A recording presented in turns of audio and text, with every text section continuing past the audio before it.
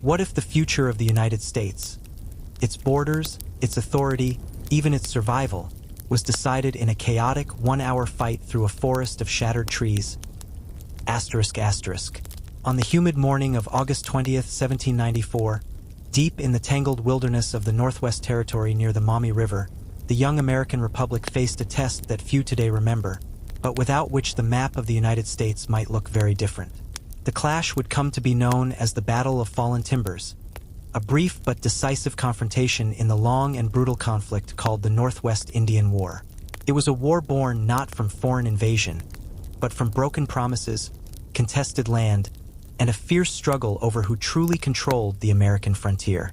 The revolution had ended barely a decade earlier. In 1783, the Treaty of Paris handed the United States vast territories west of the Appalachian Mountains, lands stretching to the Mississippi River. On paper, Britain ceded this region. In reality, the land was home to powerful native nations, among them the Shawnee, Miami, Delaware, Ottawa, and others, who had never agreed to surrender their homelands. They had fought alongside the British during the American Revolution not because they loved the crown, but because they feared American expansion far more. To these native confederated nations, the Ohio River was supposed to be a boundary. American settlers, however, saw it as a doorway. In the years after independence, waves of settlers poured into present-day Ohio and Indiana. Cabins rose in forests that native hunters had roamed for generations. Farms replaced ancestral hunting grounds. Treaties were signed with select leaders, often under pressure, sometimes through misunderstanding, but many native nations rejected them outright. A confederacy formed to resist American expansion, determined to hold the Ohio River line. The United States government, financially weak and militarily fragile, first tried diplomacy. When that faltered, it turned to force and failed spectacularly. In 1790, an American force led by General Josiah Harmar marched north to subdue native resistance. It ended in humiliation. The following year, General Arthur St. Clair led a larger army into the wilderness. On November 4th, 1791, in what remains the worst defeat ever inflicted on the U.S. Army by Native American forces, St. Clair's army was annihilated near the Wabash River. Over 600 American soldiers were killed in a matter of hours. Panic rippled through the young nation. President George Washington understood the gravity of the moment. The Republic's authority was on the line. If the federal government could not defend settlers or enforce its territorial claims, its legitimacy would crumble. Washington knew something else. 2. Improvisation and militia levies were not enough. America needed a professional army. So he turned to a Revolutionary War hero, a man of rigid discipline and cold determination, Anthony Wayne. Nicknamed Mad Anthony for his fearless leadership during the Revolution, Wayne was anything but reckless. He believed that victory on the frontier would require patience, training, and iron discipline.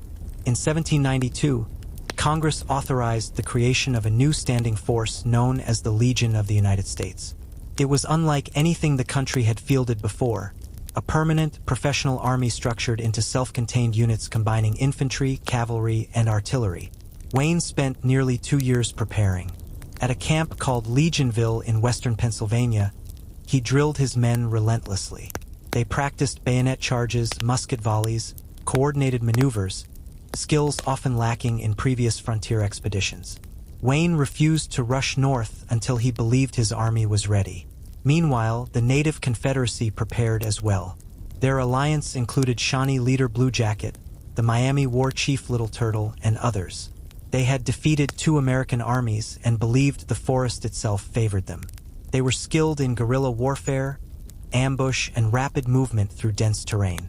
British agents in nearby forts, especially Fort Miami, still occupied by British troops despite the 1783 treaty, quietly supplied them with weapons and encouragement. Though Britain and the United States were technically at peace, tensions simmered. By the summer of 1794, Wayne began advancing slowly into the contested territory. He constructed a chain of forts as he moved, ensuring secure supply lines and fallback positions. Each mile north was deliberate, each camp fortified. Wayne would not repeat St. Clair's disaster. The native Confederacy, aware of his advance, decided to make a stand near a natural defensive position along the Maumee River. Months earlier, a violent storm had torn through the forest, toppling massive trees and leaving a chaotic tangle of trunks and branches. The shattered woodland created a natural barricade, a labyrinth of fallen timber perfect for ambush. On August 20th, 1794, Wayne's Legion encountered the Confederate warriors hidden within that maze. The fighting began suddenly.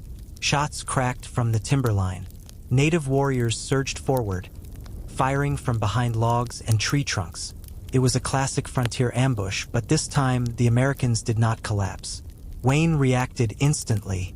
Instead of ordering a retreat or allowing his troops to fire wildly, he commanded a coordinated bayonet charge straight into the tangled forest. He knew that musket fire alone would falter in such close quarters. Steel would decide the day. The Legion advanced aggressively, pushing into the fallen trees, driving the warriors from cover. Cavalry units flanked the position where possible. Artillery, though difficult to maneuver, added pressure. The training at Legionville showed its worth. The American soldiers maintained formation, pressing forward steadily rather than breaking into panic. For the native Confederacy, the terrain had promised advantage, but Wayne's rapid assault disrupted their plans. The warriors expected confusion, perhaps a repeat of St. Clair's rout. Instead, they faced disciplined volleys and relentless charges. Within less than an hour, the battle was decided. The Confederate forces began withdrawing toward Fort Miami, believing the British garrison might provide refuge. But when they reached the fort's gates, they found them closed. The British commander, unwilling to provoke open war with the United States, refused to intervene. The gates remained shut. It was a moment of bitter clarity. The native alliance had counted on British backing. Instead, they stood alone. Wayne did not storm Fort Miami. That would have risked international conflict, but he did demonstrate American dominance. His forces destroyed native villages, crops, and supply stores in the region, crippling the Confederacy's ability to continue large-scale resistance. The psychological blow was as powerful as the battlefield defeat. In the months that followed, the native alliance fractured. Some leaders, recognizing the shift in power, pursued peace. Others resisted, but without unified strength.